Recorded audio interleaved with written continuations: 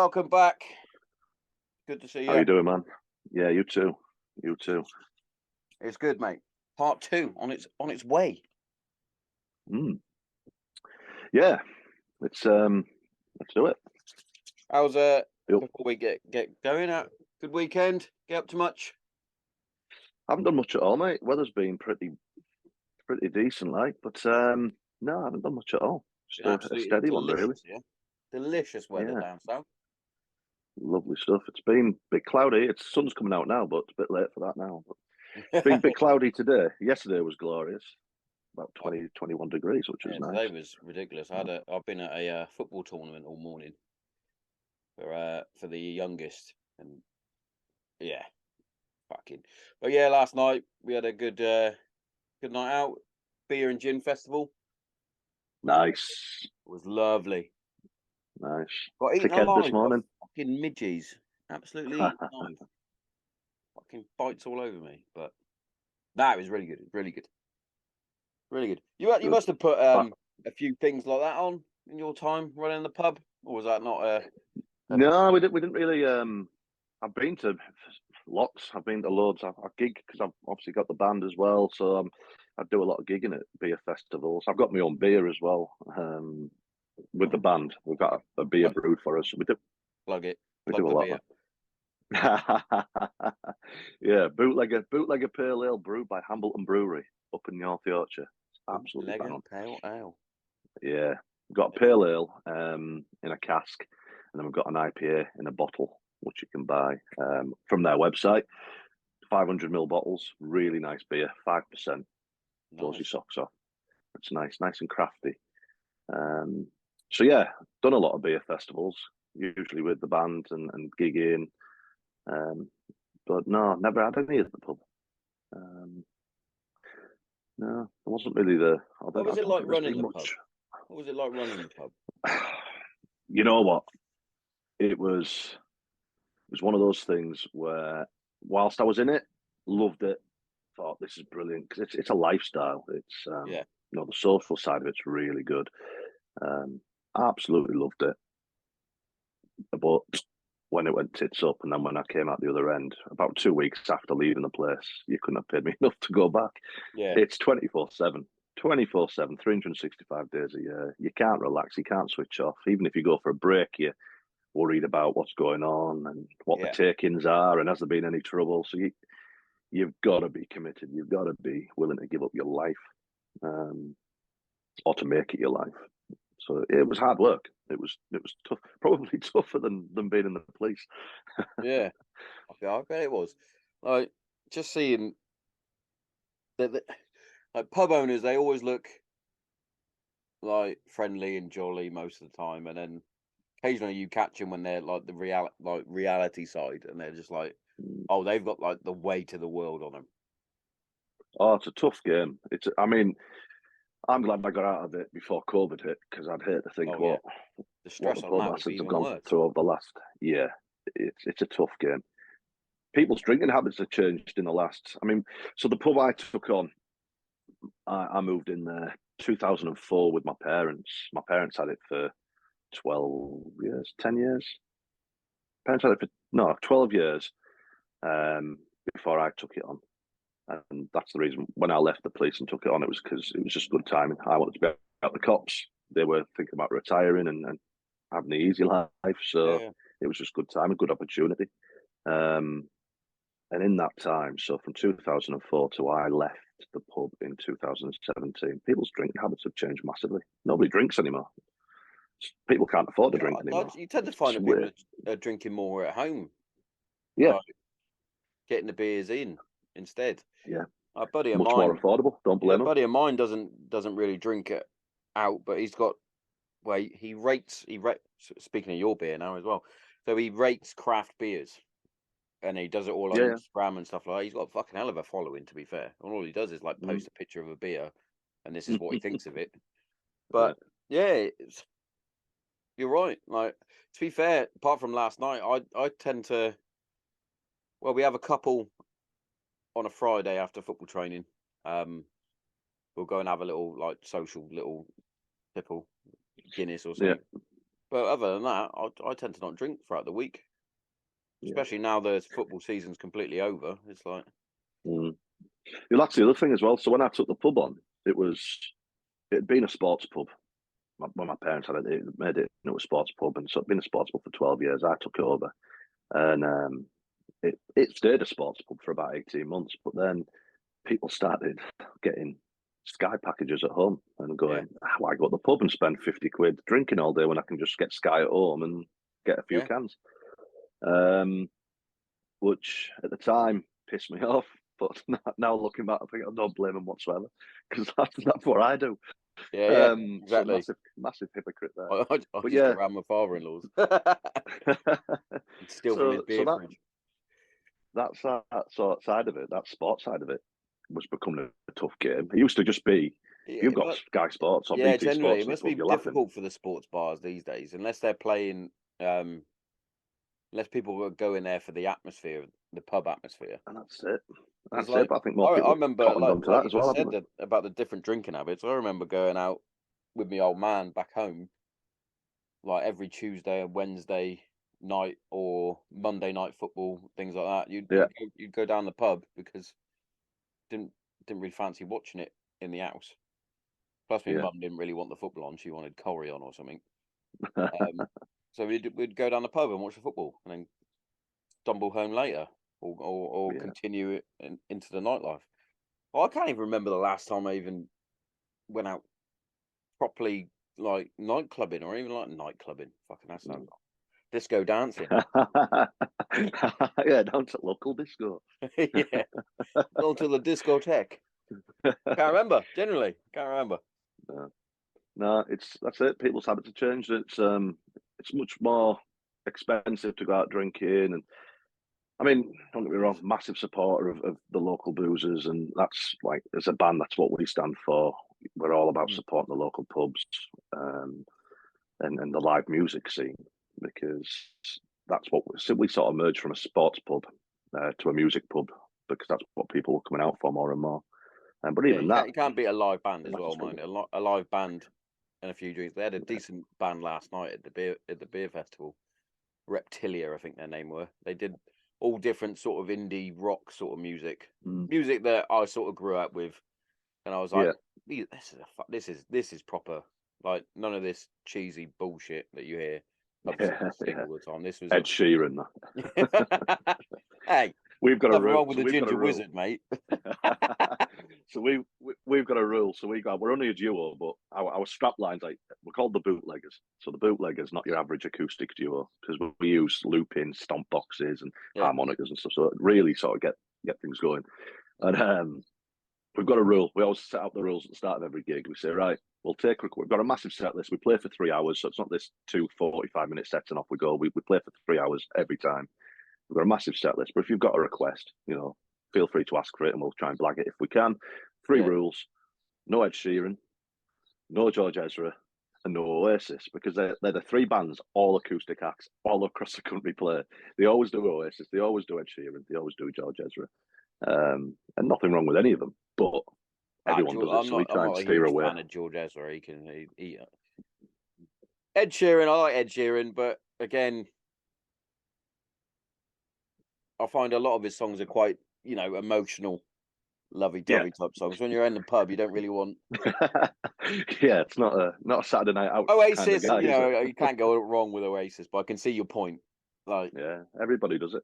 The amount of times I go see an acoustic band, or even a full band or an acoustic act, and it's always, maybe you're gonna be the one that says, like, oh fucking hell, here we go again. but it's also it's like when they cover it as well. They cover it. They don't put their own spin on it. They try and they always try and do their voice. So come on, just do better, guys. Do better. Yeah. That's our rule. We try and steer away from the stuff everybody else does. It's worked well for us for the last 8 years. So it's going well, mate. Sounds like it's going really well.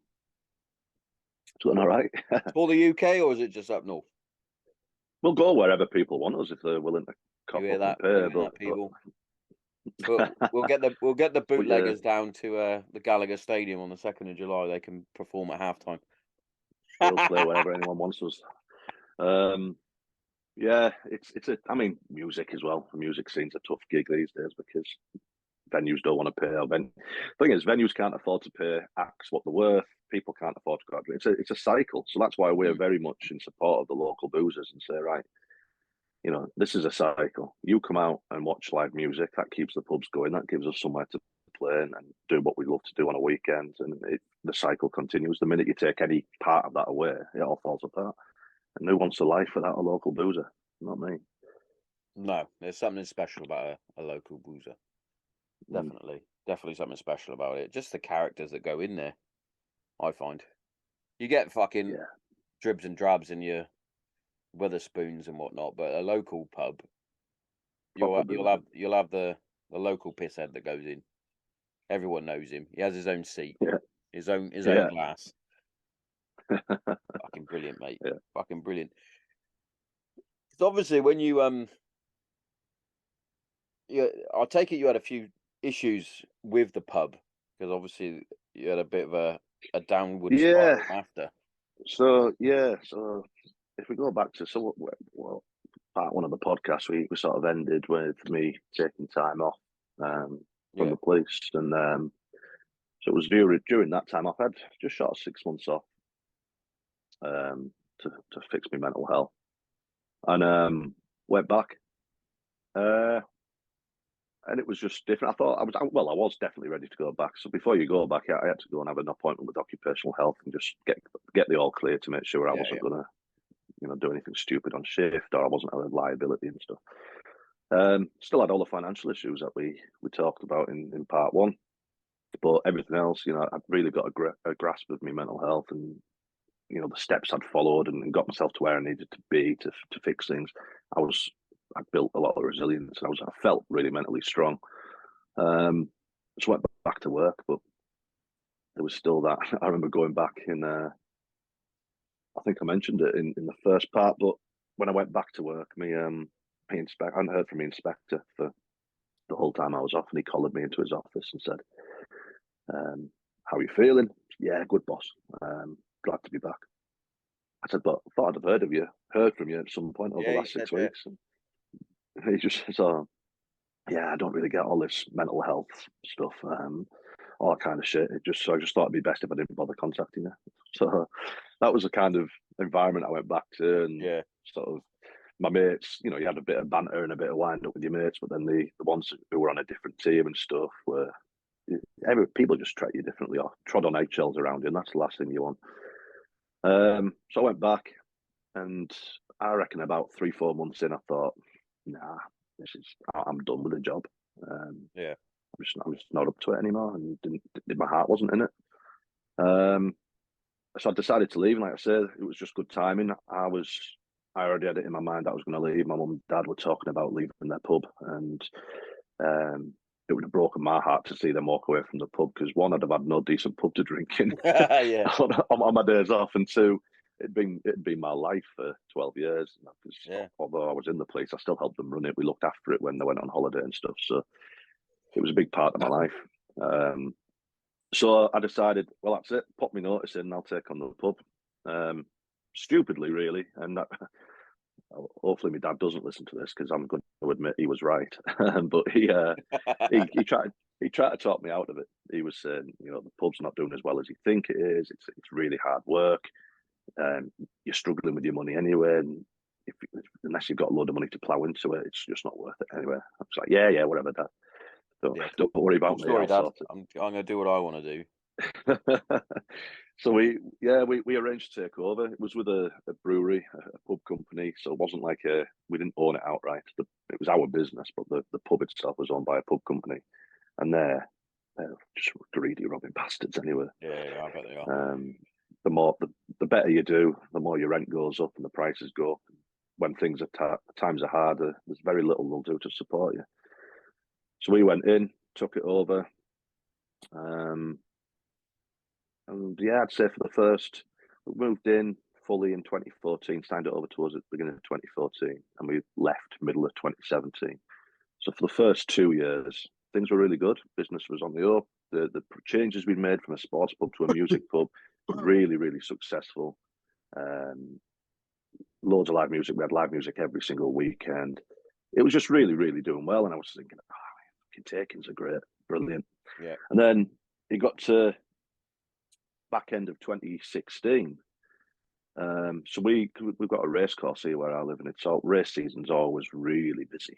And every year, the busiest race season of the day, we always had 3 coaches of race goers. So you're talking 150, 200 people guaranteed to descend on the pub on this particular day.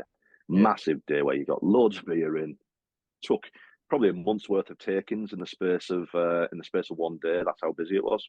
Fucking great day.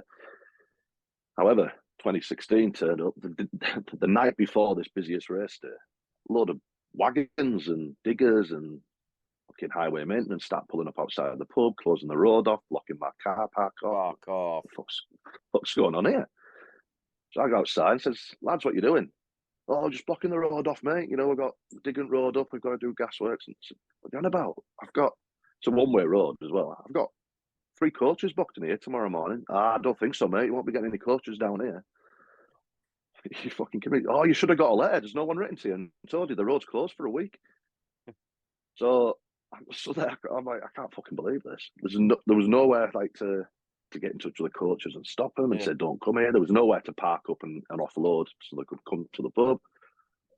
So we lost, like I say, a month's worth of takings we would have expected to take that day. But we'd already paid for all the stock. We bought all the beer in, we bought bottles, we'd paid for everything. So you kind of break yourself because you know you're going to make it and a lot more back. And we were fucked. So I went on a massive sort of campaign then against the council and highway maintenance, trying to get compo out of them. Said, look, you fucked me up. You haven't written to me. You've not prepared me. You've ruined my business. And anyway, I lost all the money. Thousands and thousands of pounds gone. The brewery just went, oh, well, can't do that about it. You still need to pay for your delivery. Yeah, cheers. It's easy. Yeah. So we were broke. All the money that we did have had been ploughed into parts of the pub to do it up, and then the money for the stock and the delivery. So in a nutshell, we went into a business with not enough money, and we fucked it. And you know, it was poor business. A lot of lessons learned, but at the end of the day, it skinted us, and that was the start of the end. Really, we had no money left. We were constantly robbing from Peter to pay Paul, having to borrow or get sort of stock on tick, from the never ending. Get it on tick from the brewery. Yeah, borrow off the brewery, then you've got to pay it back, then your rent goes up. It was just an endless cycle. So we just thought, you know, I've got 2 young kids. I'm not going to go to the bank and ask for a business loan and stuff to keep a pub float. Like, it just isn't worth keeping afloat. Footfall was dropping. People weren't drinking anymore. Everyone had gone and got Sky Sports at home. So that wasn't paying for itself anymore. You can't compete with supermarkets when they're flogging 3 crates for 20 quid and you're trying to flog a pint for a fiver. So it was just got to a point when I said, enough's enough. We have to call it a day. And did it too late. I should have done it 6 months previously, but kind of had false hope. Hindsight's a good thing, though, isn't it?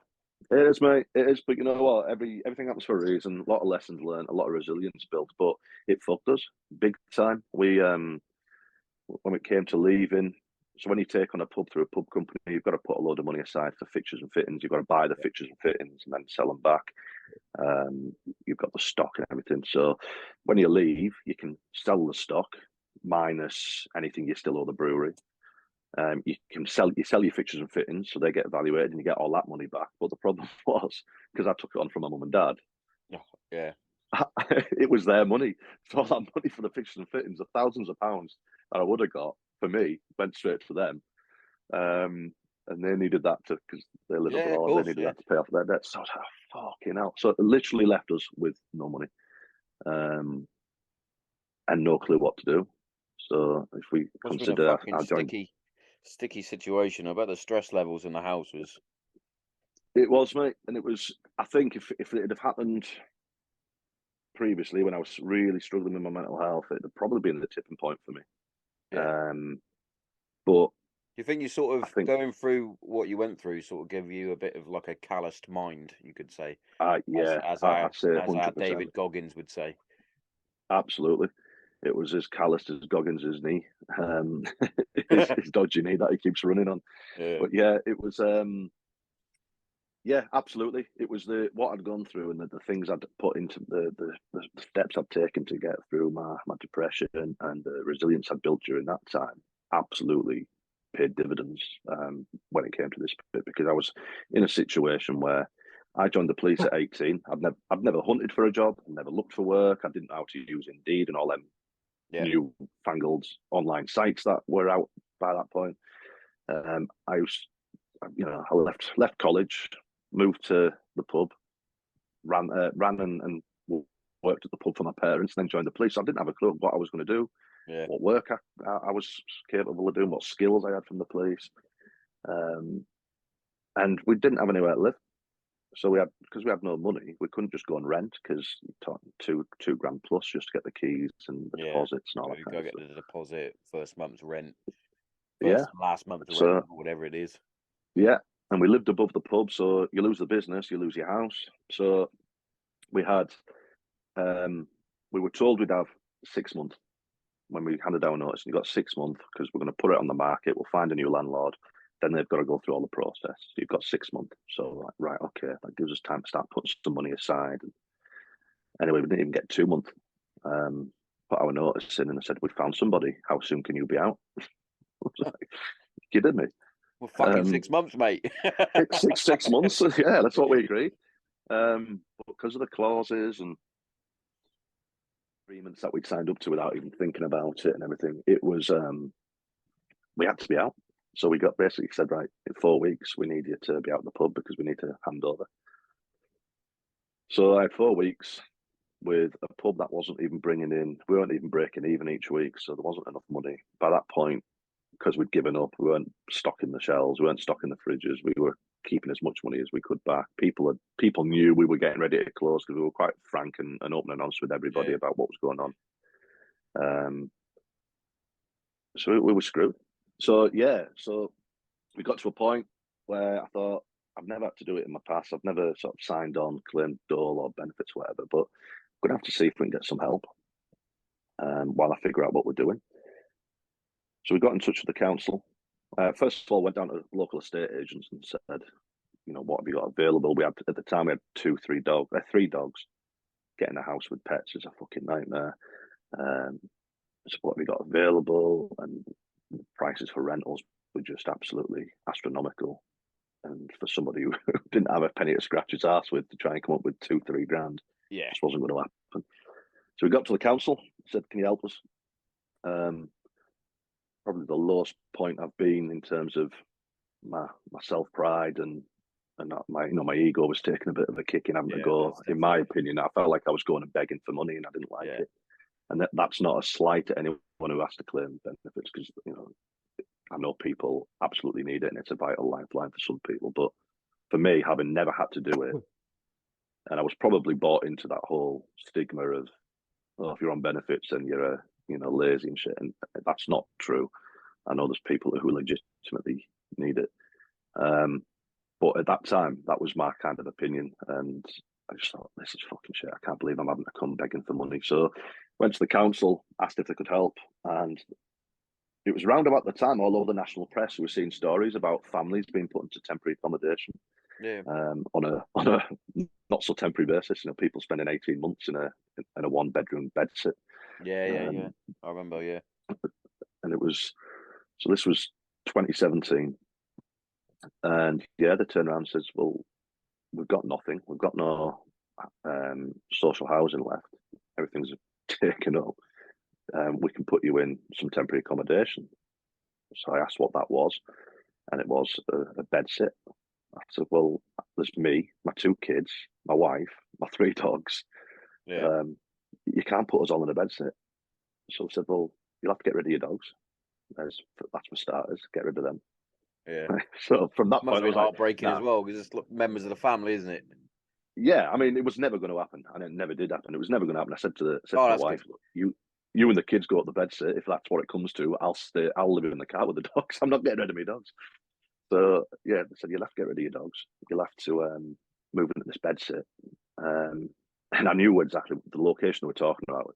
It was just full of all the local dickheads, all the drug dealers, and it was just police were always around there. There was always fights outside of it.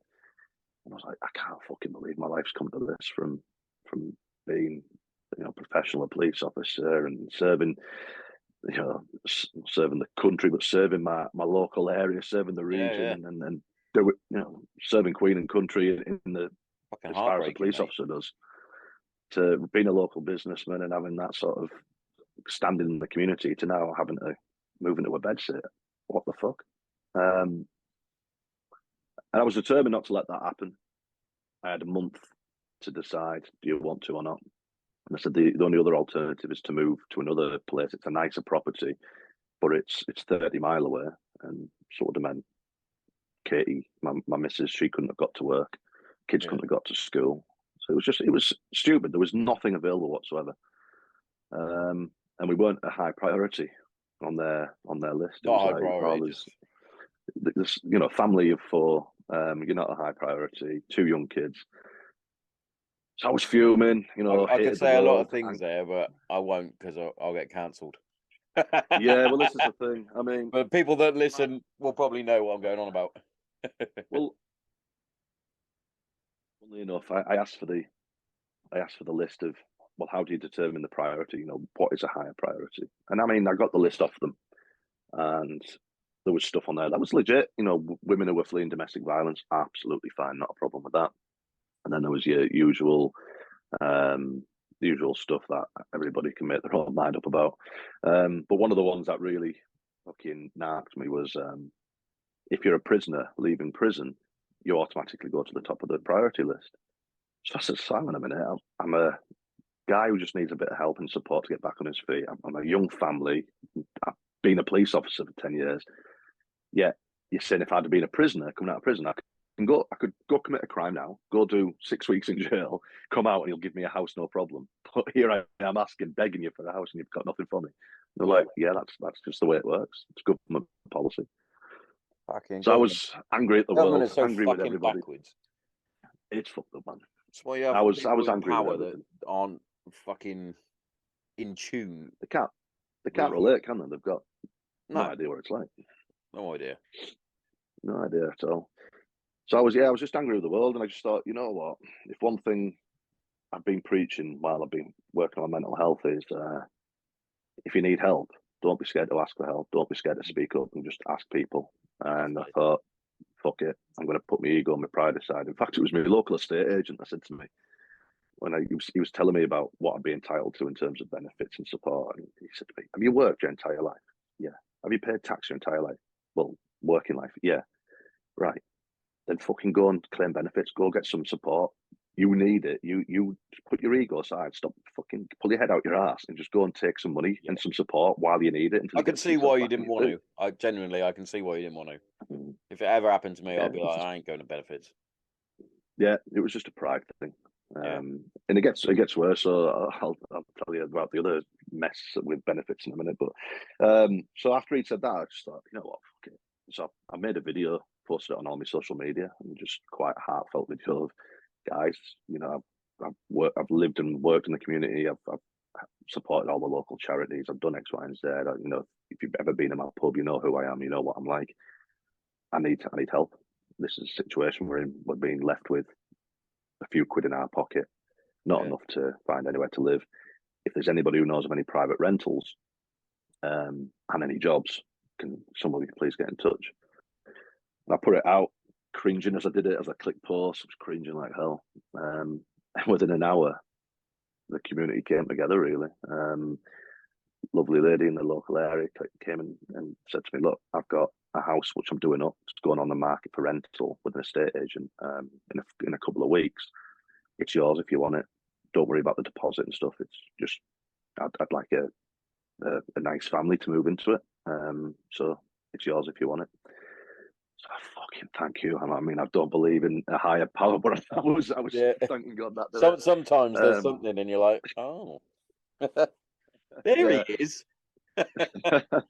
He's been shitting on me for months. There's a song actually. I was listening to it today, just before this. Actually, I don't know if you've ever heard of Jelly Roll. No, he's like an American sort of rapper. Does a bit of country rap. He's really worth checking out. You said before you like the country music at the minute. He's worth checking out. He's like the American rag and bone man, but does a bit of country and rap and does stuff with Eminem, but he's done a song called Favour, and it's one of the lines in it is, "I only ever speak to God when I need a favour, and now I need a favour." That was me right at that time. It always makes me think of that moment because I was like, "Oh, thank you, God, please. Now I just need a job." So anyway, the house was assured this is a long-term rent. We want people in there long-term because we just bought this house. We spent a fortune doing it up. We want you in there long-term. So I said, what are you talking to? Oh, at least 5 years. Oh, thank God. But yeah, brilliant. Got myself a little job working in an events company and doing recruitment for them. And started getting my life built back up. 18 months later to the day, a year later to the day, get a knock at my door. And it's the estate agent. "Oh, hey up, what's up? I need to give you this letter." "All right, what is it?" "It's an eviction notice." "What the fuck?" "Yeah, your landlord's decided to sell the house, so we need you out." Okay, mate, I couldn't believe it. It was like you just come to the house and kicked me in the bollocks.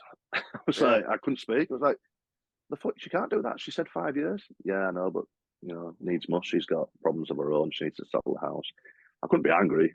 She was suffering financially herself, and she had to sell a couple of properties, and we were one of them. But I was just she's suffering financially. Had to sell a couple of properties. Fucking hell! Fucking hell! Yeah, Don't yeah. even have one. Yeah, well, she was moving to Australia, so she had to sell. She had 3 properties: one that she lived in, and 2 that she rented out in the UK, and 1 in Australia. So she was moving back to Australia, and she had to sell all the UK properties. For fuck's sake! So I can't afford to buy it because I'm still on my ass. And by this point, all the financial issues we'd had. So in part 1, when I was talking about couldn't get any financial support in the police because it's illegal, I'd lost my job. Obviously, I'd left the police by that point, and we'd taken on an IBA. So we'd left the pub with a fuckload of debt, 30-40 grand's worth of debt, with no job, nowhere to live. So yeah, we ended up with an IBA. So there was no slush fund for me to dip into to pay for another rental. Again, back to square one. And this time it got right through to the point where, so when you get evicted from a house, you get a month's notice. That can be extended to 2, so we extended it to 2.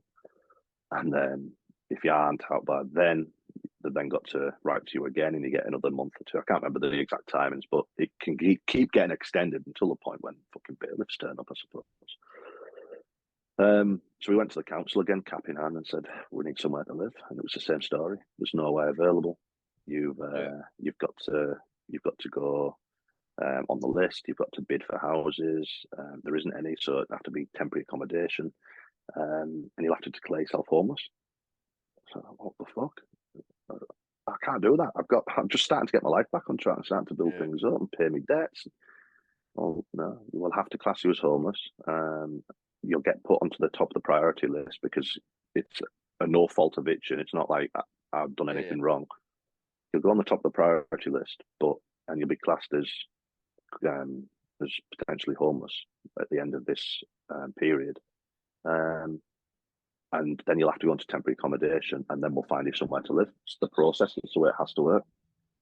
But you could be in temporary accommodation for a long time, and on average, people at that time were still sort of 18 months in temporary accommodation. Yeah, I just couldn't believe it. I couldn't believe, 1, the state of the system, and then 2, that I was back in this position again. What pissed me off was literally 5-6 houses down, there was a housing association house that was empty, being done up, new carpets and stuff being put in. So I said to her, "Well, there's a house there empty. Can we have that?" No, it's got to go. You've got to wait till it goes on the website. Then you've got to bid on it, and then we decide who gets it. I said, "Well, it's not on the website. All houses go on the website when they're available." I said, "But that one's not. It's empty." And I know it's empty, but it's not on the website.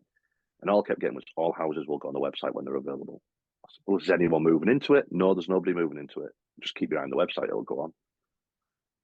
Right, okay. 2 weeks later, family are moving into it.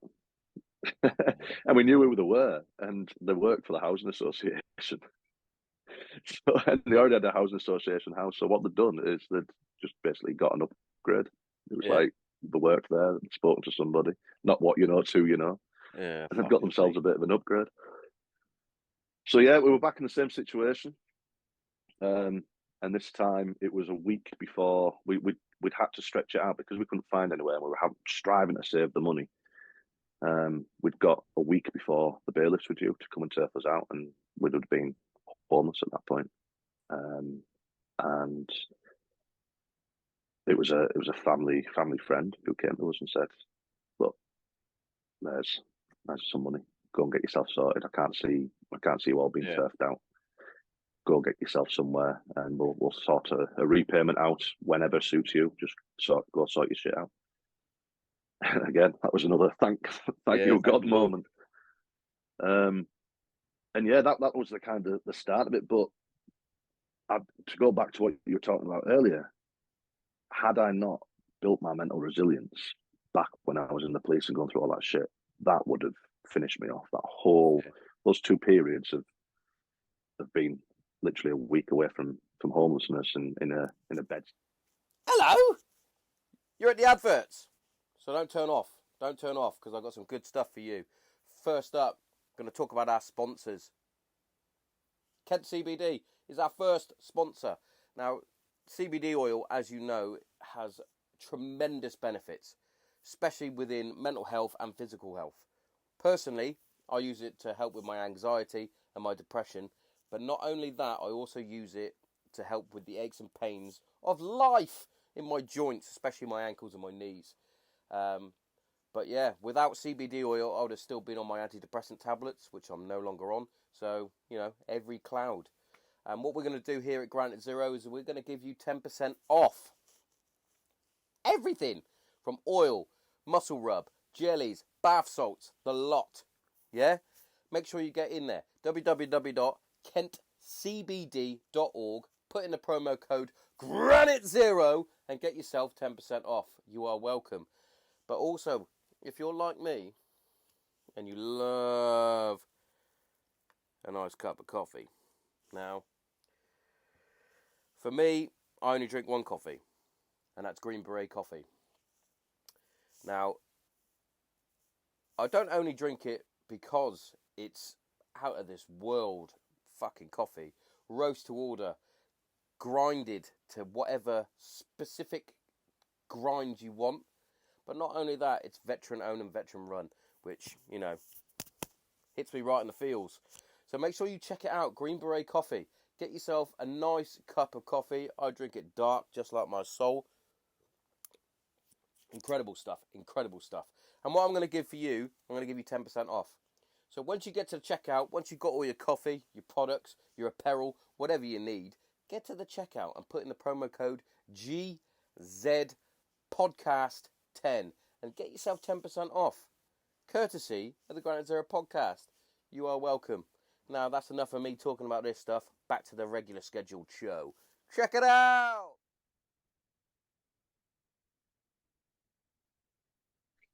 And he's back.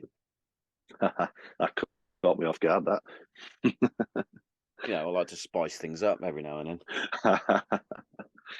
I was still talking away before I realised. Yeah, I almost had to burn down the shed. Found a big spider. Oh, it's the biggest spider. And the scariest thing is, it was there, like directly in my eye line, behind the Mac. And I went over to check it out because it looked the size of my hand. It was that big. And I've gone over there, and it's not there anymore. I'll keep my eye out. I'll watch the screen. If it comes up behind you, I'll let you know. If you hear a sudden scream and a Tommo-shaped hole through the wall behind me, you know that it's come back. You can't be scared of spiders. Come on, man. Oh, they're horrible, mate. They're not natural. They're aliens, just like octopus. Oh, don't get me started on octopus. Unreal. They are unreal creatures. I can't get my head around those things. Spiders, I don't mind spiders. You can come here and protect me from these spiders. Flies do my fucking nutting at this time of year. So if I see a spider, I tend to just leave a spider because you're doing the job. I like to leave the spiders, to do, yeah, the same as you, to do their job. If they leave me alone, I'm all right, but don't come near me.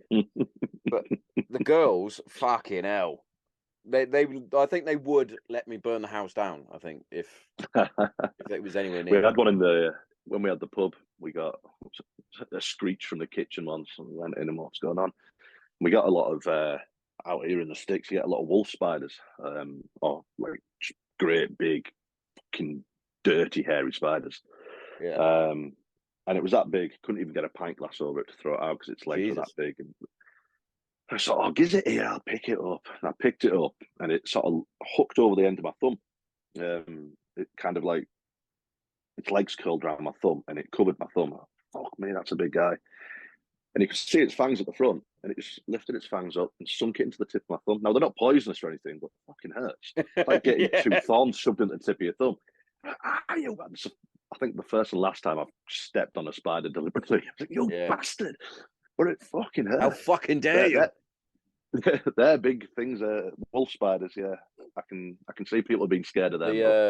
The worst one that I've seen and had dealings with was the camel spider in Iraq. I read about them. Oh, there's a few myths about them that I believed. Obviously, that they inject you with anesthesia and then eat your face and stuff like that.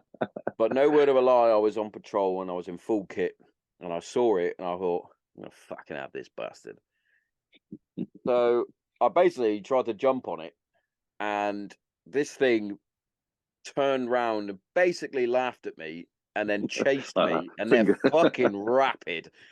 It chased me, and I was like, "Oh, I got full kit on. I got the rifle. I could have shot it. I probably missed. But contact. Yeah, contact front. What is it? Camel spider.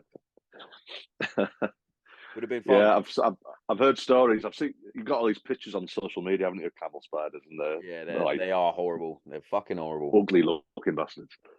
Yeah, we did make two of them fight once. They're strange. What's that? Octopus, they're strange. Yeah. Tell me they're not an alien. It is an alien. Yeah, they've got to be. The way it camouflages, the way it can change its instantly as well. You know, like you've got a chameleon that changes colour slowly. Not just the colour, it's all the texture of it. The shapes, yeah.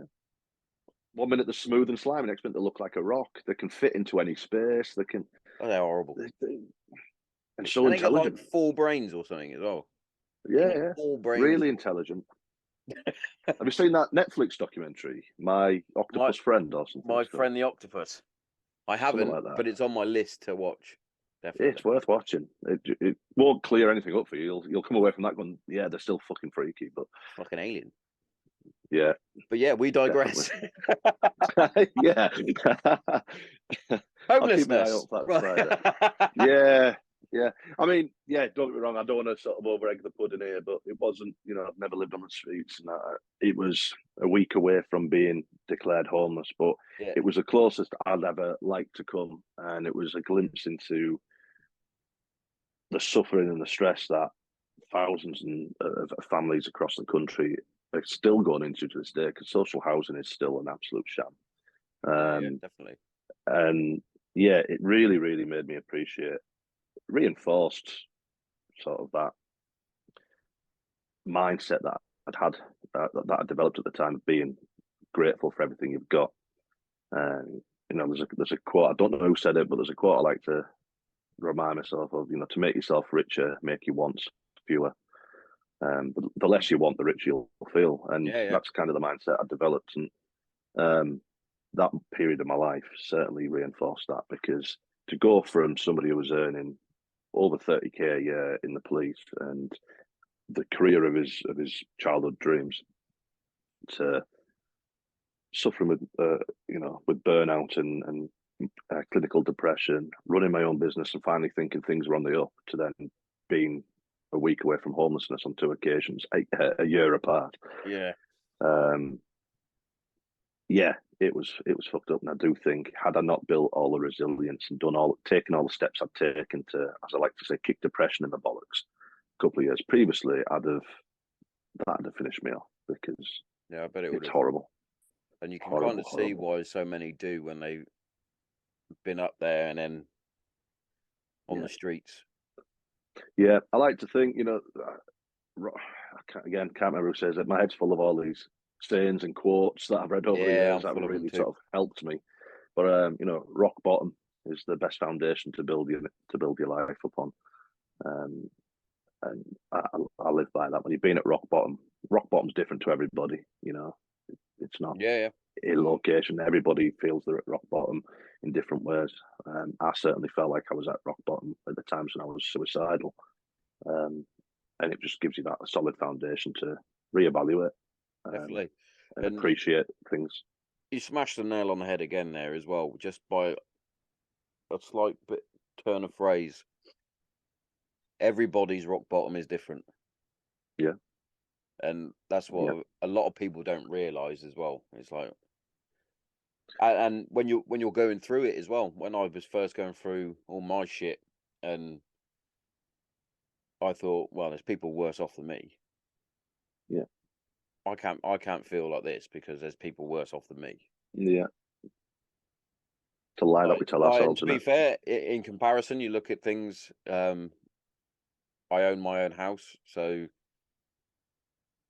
I've got that foundation. I was in a decent job, so in my head, I was like, "Why the fuck am I so down on myself? Why do I feel like a piece of shit day in and day out? Why do I feel like the girls and my wife would be better off if I wasn't here? Why am I feeling like that?" And a lot of people have asked me why the podcast is called Granite Zero. A lot of people are like, it's an unusual name for a podcast and things like that. And it's basically it's a double meaning without me even realizing. And Granite Zero was the call sign I used predominantly on my final tour of Call of Duty. Granite Zero being basically the command element. I was on the radios calling it in, and every day it would be Charlie Charlie 1. This is Granite Zero, and we'd crack on. And it wasn't until I started the podcast and really looked into myself and found a deeper meaning for it. And obviously, granite being a rock, and then zero being the bottom. I was at rock bottom, and I was like, I never even noticed it. Yeah, I like it. And I was like, that has brought a lot more meaning to the name than I ever even managed. I can't even get the word out now. Fucking hell, I haven't done that in years. I haven't done that in like a couple of years. Oh, my brother's gonna love that one. Imagine is what I was trying to say. Fucking hell.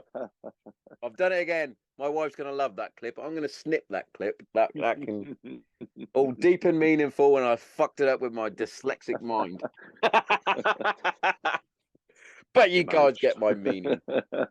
No, I like that. Yeah, it's great. Yeah, it's great. But it's right. It's one thing that pisses me off when it comes to mental health. Not just men's mental health, but men. I think men are worse for it. Oh yeah, we are. This comparing your depression, or well, why do I feel depressed? Well, I shouldn't feel like this because so and so's, Johnny down the road, he's got this going on and he's not depressed. I shouldn't feel depressed. Well, it doesn't fucking matter. Everybody's different. Everybody experiences life. Everybody's perspective, view of the world is different. So yeah, your rock bottom is different. Your depression is different. But there's a lot online of people like just comparing depressions, like they're trying to out depress each other. Sometimes I had it when I obviously everybody knows that listens. I had a lot of shit when I first started the podcast because I was talking about why I felt shit. And it was, why do you feel like that? You weren't in constant contacts like the paras and the Marines were. You didn't do it. I was like, when does that ever mattered? Doesn't it? Exactly. And it's like, so a few people have said that, like, one of our close friends I mentioned in the other one lost his legs in IED, and they were like, well, he's all right. I went, yeah, but he doesn't remember it. Like he didn't. I've had him on the podcast a couple of times. I went, how did you feel? And he went, well, I didn't remember it. I was blown up and woke up. So it's like nothing really happened. He went, but yeah, there was obviously moments when he had to choose to have one taken off, The other one was pretty much gone, I believe. But he was like, yeah, we had a few bad moments, but I don't remember the incident. It's like he was like the other lads that worked on me and got me onto the heli and things like that. They're the ones that are going to suffer. I was like, yeah, I didn't really think of that. Didn't think of that. It's like, yeah, but you get people all the time. I get it when when I went back to the job when I was in the police, and people were like, what have you got to be depressed about? What have you got to suffer with your mental health about? It wasn't until years later, again, another quote coming here. It's not what happens to you that matters, but how you respond. And I think that I bastardized it a little bit there. It's not a direct quote, but it was Marcus Aurelius, Roman Emperor, one of my favourites. So I love to read his stuff because it's just so relatable. Stoic philosophies, something that's got me through the last few years. But I wasn't in the armed forces, but even in the police, in comparison, you'd think people could sit there and go, what have you got to be to suffer with any form of PTSD or stress or depression over being a police officer? You want to try being in the military. And I've heard those sorts of comments. yeah, that's another but even thing. in the police, Yeah, before you carry on, that's another thing that fucks me off as well, is veterans and serving members of the military think they've got the monopoly on PTSD. Yeah. It's like, no, other people can fucking get it, mate. Yeah. You don't even have to go through anything that traumatic to experience it. But what I found is it's not the things that happened to me. So, I lost a very close colleague who I joined up with. She was shot and killed. I've looked down the barrel of guns. I've had guns pointed at me. I've been attacked with knives. I was doused in petrol and locked in a kitchen trying to negotiate this guy down from up here to down here and not flick his lighter, and all these sorts of shit that happened to me within the course of my career. That I could go, well, it's those reasons. That's why I was fucked up. That's why I was depressed. But it isn't. It's because I didn't talk about it. Yeah, I had nobody to talk to it. it's to talk to about it. Yeah, it's the release of the stress. Yeah, and if you so don't, it's not what happened to me. It's how I responded to what happened to me. So it was very much right on to the next job. Right, go get your uniform clean. Doused in petrol and genuinely thought I was going to go up in fucking smoke and I was dead. So right, go get your back to the locker room, get your uniform changed, back out on the road. Colleagues being shot and killed. There's you so all many right? Yeah, right. Chin up. Comparisons that you can like. I had it confirming or potentially confirming on an IED, rocket attacks, all that sort of stuff, and one of the if big you don't things, get a chance to offload, one of the big things you don't have a chance to. I've always said about, and obviously the paras and the Marines and other infantry units do get in daily firefights and things like that. But you could also have that as that could be a release of some of that stress. I know that sounds bonkers to some people. But every day that we went out on patrol could be the day that, well, it could be the day you don't come home.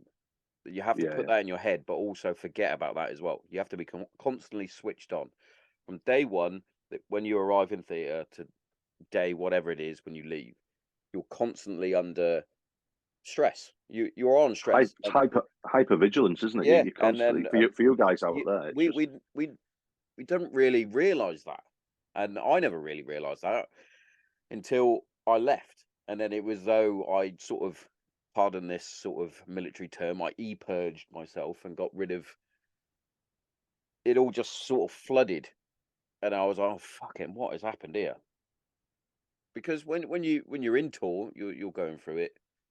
You have a day and a half decompression when you leave to decompress.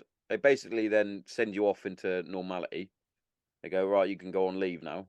You haven't decompressed. You haven't had talks with the squadron, if there is a therapist or anything like that.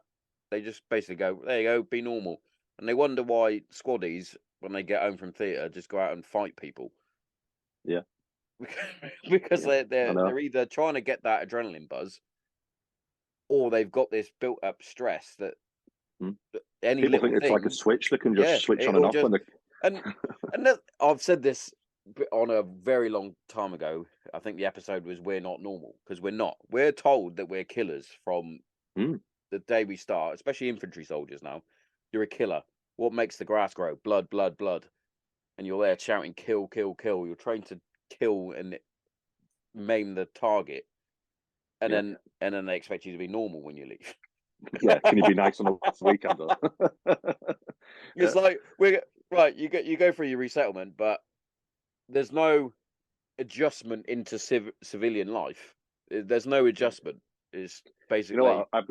I've got a mate who's a police dog handler, and he uses a similar comparison about his police dog. He said that the yeah, members of the public think a police dog's just a police dog when he's on duty, and yeah. so when he's walking the dog, they're like, "Oh, can I fuss it?" And he'll take your fucking head off if you come anywhere near him. He's gonna fucking eat you. He will eat you. Yeah. Or you get dirty looks when he's off duty and he's walking his dog, and the dog goes, "Roo, roo, roo, roo, roo." Because people just think, "Oh God, look at that aggressive dog." No, he's a police dog, and they don't just switch off. Same as soldier doesn't just go to war and then switch it off when he gets off the plane at this side and go, "Right, that's me, okay." Lands in the UK, are we all okay? It's Yeah. like the amount of times I caught myself like parking up at my missus when she used to work at her old place, parking up there, and I'd get out and I'd walk around the car, and I'm like, "What the fuck am I doing?"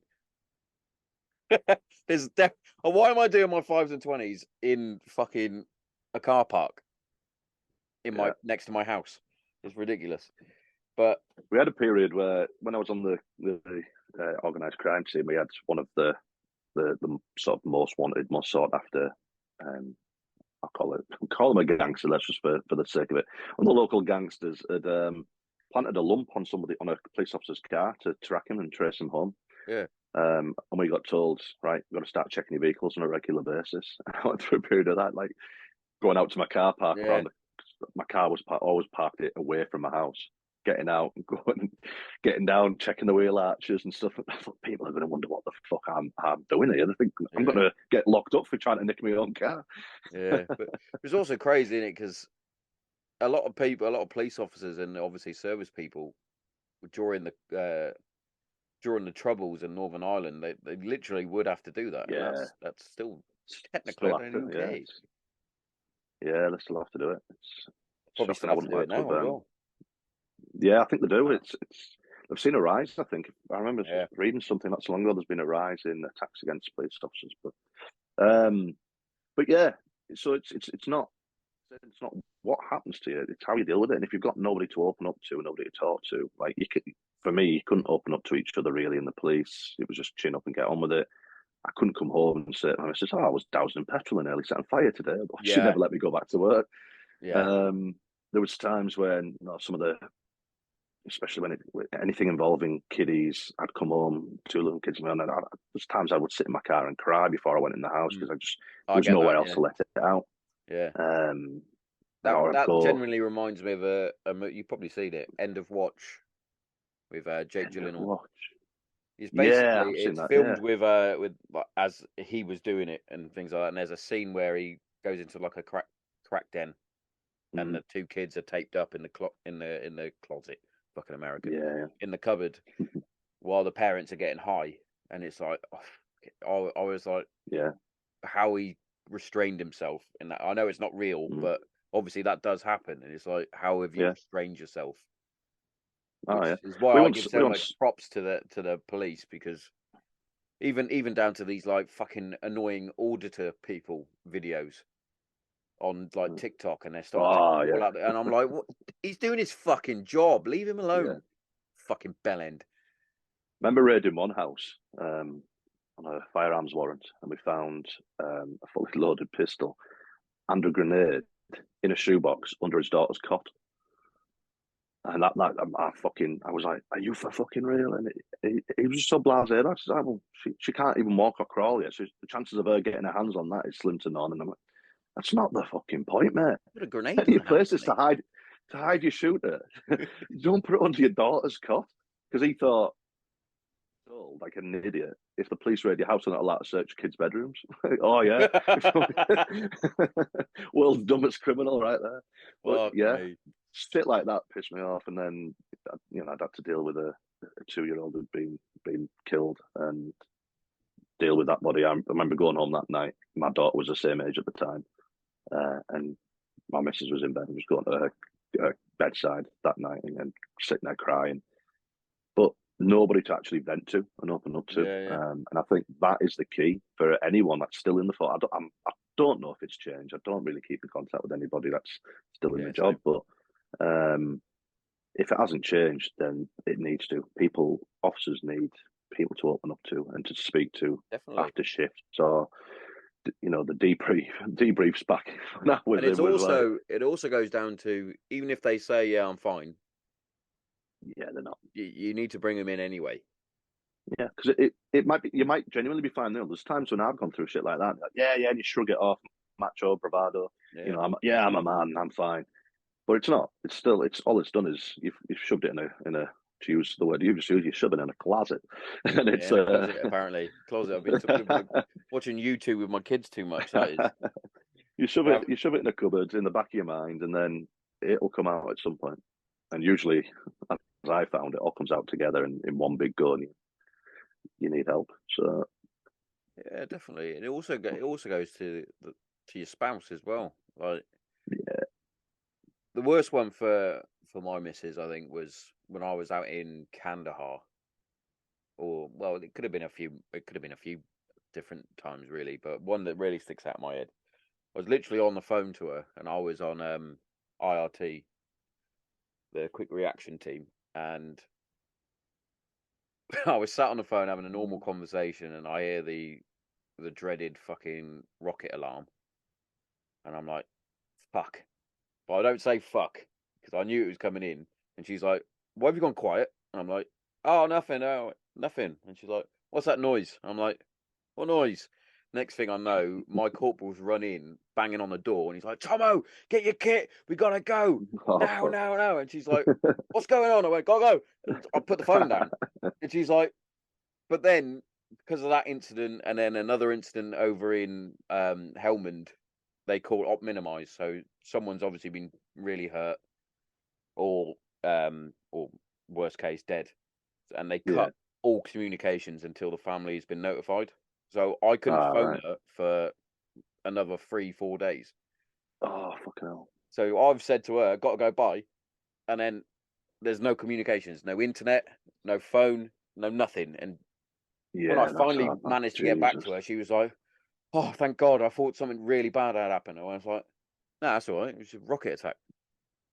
She's like, Yeah, you don't but she realise. goes, she's always said the same. She goes, "Why are you so blasé about a rocket attack?" I went, "Well, if it hits, I'm dead." So, and she's like, "You can't be that blasé about it." I went, "Well, I can, because You can't stop it, I suppose, can you? yeah, it's funny because the lads that go out on the ground regularly, you can see the difference. So we will go onto camp and go for our scran and whatnot. And if the alarm goes off, we're the only ones still stood up. All the ones that work on camp hit the deck. They put their body armor on and helmet, which probably could, if there was shrapnel and things like that, could probably save their lives. But we're like, if it's the tent, we're fucked. So I'm just going to skip the queue and start nicking some extra sausages and stuff. So Yeah, the first more rocket grub. attack, though, I did shit my pants. I'm not gonna lie. I bet. I Hid bet. under the table. I was fucking, yeah, proper shit it. But by the fucking 60th or whatever we had, by the end of the 3 tours I did, it was just fucking part and parcel of the day. Gets desensitized to it. Yeah, definitely. But fucking, it's mad, isn't it? Because I fucking miss all that. Yeah, you know what? It's the only time when I watch. I mean, I very, very rarely watch them. These police programs on TV, and Line of duty, mate. the misses. Oh, I love Line of Duty. The dramas and stuff I love, but the real life stuff, the cops with cameras, that kind of shit, I won't watch it because, especially, a lot of them are filmed in West Yorkshire, and I know quite a lot of the people on it. But my missus loves them, and if I sit there when it gets really tasty, that's when I'm like, oh God, I wish I was back in the job. Yeah. But then I snap out of it. But in fact, I was at a gig quite recently, and I bumped into all this gig. I'm looking at this guy, thinking, I fucking know you. And my mind instantly goes to, have I ever locked him up? Oh, well, yeah. Shit, and Oh, I looked him up. he's Yeah. eyeballing me, I'm eyeballing him. And at the end, he comes up and goes, "You don't recognise me, do you?" And I'm thinking, oh, here we go. He's gonna get tasty. Hold on. Do you not remember me? I worked with you, such and such, Nick. And he was an old colleague of mine that he'd gone grey. He had a full beard and stuff now, so I didn't recognise him fully. But he's still in the job, and it's the first time I've spoken to anybody who's still in the job that I've worked with for a long time. And he was saying, it's so shit. And when I speak to people like It's that, still I think, shit. yeah, it's still Yeah, shit. to be I've made the fair, right it's decision not to very go back. similar. I've got a buddy of mine who's in our we've got a WhatsApp group of close friends that all went through basic training together and whatnot, and he's still in. And I actually talked him out of quitting before I did, which is quite funny. He was going to quit. I was always going to be a lifer up until my eldest was born, and then I was like, oh, things have changed. I better reevaluate. And yeah, I talked him out of it. I basically said, what else are you going to do? You're going to go stack shelves at Tesco? And he was like, yeah. And I went, you'll hate that. Stay in, do a bit more. He eventually got basically my dream job, just saying, which was TAC-P, forward air controller, calling in bombs and all that sort of stuff. He got all that, and he's now up to sergeant, I believe, and will probably keep going. And yeah, he said every now and then we're like, oh, how's it going? Because he helped do that stuff in Africa and helping out over there, and what we would like say, oh, pretty tidy tours. He's like, nah, mate, it's still shit. Yeah. But he's like, I'm still waiting for the regiment to be disbanded, but they haven't done it yet. Everybody who tried to talk me out of leaving, they've all left themselves. Yeah. It's yeah, just not through retirement either. It's through they've had enough of it. Sort of had enough. I think the Yeah, first one, your eyes 2 years after I left, your eyes get open. I'm done. Yeah, absolutely. I think it's similar as well as when you see one person leave, it kind of opens the floodgates, and you start, everybody starts thinking about it, and then they start exploring their options outside, and think, you know what, it's not worth it anymore. Yeah, definitely. Definitely. So what sort of stuff you're doing now then? So you're obviously touring with the band, doing the gigs. The music's just a side hustle type weekend. To be fair, the music's all the way through my struggle with mental health. I was going to say, is that your gets sort me of through. release? That's my sort of therapy. And so going out gigging and performing is my sort of blowout at the end of the week. I'll go out on a Friday and Saturday night and do a couple of gigs, and that's kind of my me time. Absolutely love it. And like I said in part one, every single night I'll pick up my guitar and just play a few songs, because it's kind of that's the way I unwind. Yeah. So that's kind of a side hustle. So for my main job now, I work with people who are long-term unemployed, and either they've had a lifelong career and they've ended up being made redundant or something, or they've been on universal credits for God knows how long. They don't know how to. They're just struggling to find themselves a job, and I coach them and I help them prepare for interviews. I manage a team of coaches. We help them get back into work, for whatever the barriers are. So a lot of it's mental health. I'd say 80% of our sort of people we work with have got mental health barriers, where depression and anxiety and stuff really holding them back. But yeah, we coach them in how to write a CV, how to look for work, how to prepare for interviews. We find the work, we prepare them before their interview and make sure that they're set up for it, and we get them into work. I love it.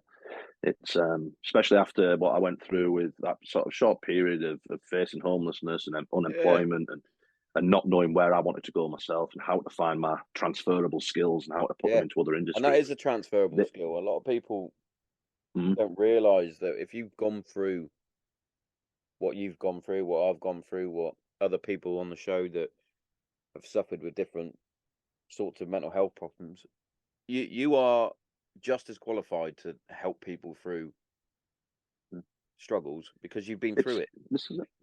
What works for you may work for them, it might not, but you've also that's it. And I think you've hit the nail on the head there. That's the key thing. Is there's a lot of people online these days saying all you need to do to beat mental health and to improve mental health is do this, and the key thing is what works for one person won't necessarily work for the other. There's no magic pill. There's no one size fits all. It's a bit like you saying to me, Tommo, mate, you just got to pick up a guitar and start. I can't play a fucking musical instrument. It won't work. I'll just get more annoyed. Well, but that's it. It's exactly right. I know what worked for me. I've got clear steps, and like I say, I'm trying to write a book, trying to put a book together as to what I did to kick depression in the bollocks. And I know what worked for me. I know it works for other people, because I've spoke to other people. They've tried what I've done and it's worked, but it won't work for everyone. And I get people now when I post stuff on social media, they'll say, "Oh, it's not that easy, is it? It's not as simple as just doing that." No, it's not as simple as just doing that. There's no one thing that's going to fix No, your exactly. mental health. It's a And series of things it's not going done to just cure together. you either, because you No, can get to one it's stage an ongoing thing, and then you can fucking fall and off it the never, wagon again. It's yeah, never it cured. never goes away. Being happy and being positive doesn't mean you never suffer bad things. Doesn't Yeah, mean exactly. you're never unhappy or angry. It just means that when the tough times come, you're more resilient. You know you're going to be able to deal with it better. And that's the key is just accepting that it could come back. And Yeah, I have had definitely. periods since, you know, I wouldn't say I've got my depression fully under control. I've had periods where I'm like, I can feel it. But Mm-hmm. now I've got the knowledge and the wisdom of being there before, I can go, I know why I'm feeling like this because I've not been eating right. I've not been exercising. I've not been drinking enough water, or um, I'm run down. I'm not getting enough sleep. And so things are getting to me rather than me using my logical brain. And so I know why now and I can fix it pretty quickly. Whereas before, all this shit was coming onto me and like the stress levels were getting high and I didn't know how to fix it or why it was happening. And that's where people need to just find something that works for you. Like you said, people like yourself, people like me, people like the other people you've had on your podcast and that, they know what works for them. And I think we've got kind of a moral duty to leave a map or a blueprint behind for Yeah, other people to follow. And if I they agree. try it and it works, brilliant. If it helps just one person, that's Yeah. all that matters. Well, I did a little conversation with somebody the other day via Instagram. I won't name them, obviously. Her husband is a family friend, or a close friend of mine, should I say? Um, and they suffer with whatever issue. And all I did was just asked his permission first. I didn't want to just message just in case. So I was like, um, if you're ever struggling, obviously I've been through not exactly the same, but the similar sort of mental health issues as what you're going through. I know Mm-hmm. what can happen and what can happen between you and your partner. Don't feel like it's all your fault, and don't think that it's all his Mm. fault. It's something that you need to Yeah. work out, and we went through it. And the missus was like, "Why did you get involved?" I was like, "Because I feel like I can help. If I can help, Mm. then I'll help." She's like, "Oh yeah." Yeah. She was like, "Fair enough." I was like, "Well, you would It's do the there, isn't same it? for anyone, and If you I make would that do the same." offer, Yeah, if you make that offer and they choose to take you up on it, yeah, brilliant. And if you can help in any way, and you know, it's not a case of going in and say, right, listen up, yeah, you need to do this, you yeah, need to do that, you yeah. need to do that. It's a Right, case I'll of saying, stop you there. this is what Stand to worked for me. attention. Yeah, it's just a case of right. When I was experiencing that, this is what worked for me. And if they want to try it, they try it, and if they don't, they don't. But yeah, I do think people have got to bear that in mind. That if they latch onto one of these online coaches or Mm, gurus or even somebody like us, and if they come to somebody for advice, they've got to bear in mind that that's not necessarily going to be the be all and end all. It's not yeah, necessarily going to be the magic fix for your mental health. But no. try it. Don't I'm dismiss not it. I've saying got I'm the somebody recently. fucking golden pony of mental health, because Yeah, as we've said that throughout both parts, everybody's mental health is different. yeah.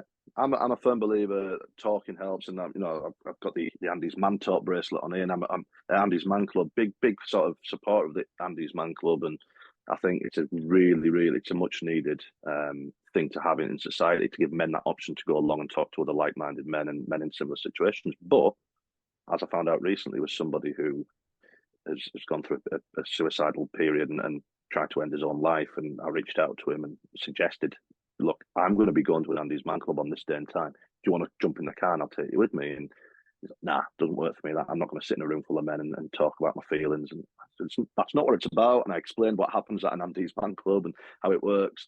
But he's still like, nah, thanks for the offer. And I appreciate it. And glad it worked for you, but that's not for me. And that's fine. It's not for Yeah, everybody. Um, just the same as, like you said, playing the guitar isn't going to work for everyone. yeah, Going to the exactly. gym isn't going to work for everybody. There's still depressed athletes out there. There's still depressed Yeah, musicians out there. Not everything works for everybody. So it's a minefield. But for me, like I said before, I think the likes of yourself, myself, and other people, if you've been through it, we've kind of got this moral obligation, I feel, to leave a map or a blueprint behind for other people to try and I follow. agree. I agree, Yeah. and I think that is a perfect way to sort of finish off these two parts. I think for me, brilliant. Considering it's your first or now second podcast, it was a fantastic chat. That it was great flow, and I've enjoyed it, man. It's been you good got a lot of knowledge inside that head, and like you said, leaving a blueprint can really help. And yeah, I really appreciate you giving me the time for you to come on both these times. I appreciate you asking me, man. It's good. It's kind of, it's been a bit of therapy for myself, really, because one, it's just been good to have a chat with people. Yeah, this is my therapy. So yeah, it's good to have a chat with someone who I've never met before and stuff. But then equally, the one barrier I need to get myself over is I want to do more video content. I want to perhaps do a podcast, because to get a lot more of the stuff that's up here out to try and help other people. And I've always been a little bit nervous about doing it. And is a nerve-wracking thing. This really helped. When I first hit record, I didn't know what was going to happen, and I got a lot of shit back. But I felt so good after the first time I did it. I was like, I don't give a fuck what these people are saying. Although it did strike me down a bit later after I sort of cooled down, and the next one came out, and I was still getting shit. I was like, yeah, perhaps I should stop. It's mad though, because I can get on the stage and sing. I can put videos all over the internet of me singing and playing my guitar, and on my other Instagram account, I'm posting regular of me singing and playing guitar. It doesn't bother me. Couldn't give a shit if people think it's crap or not.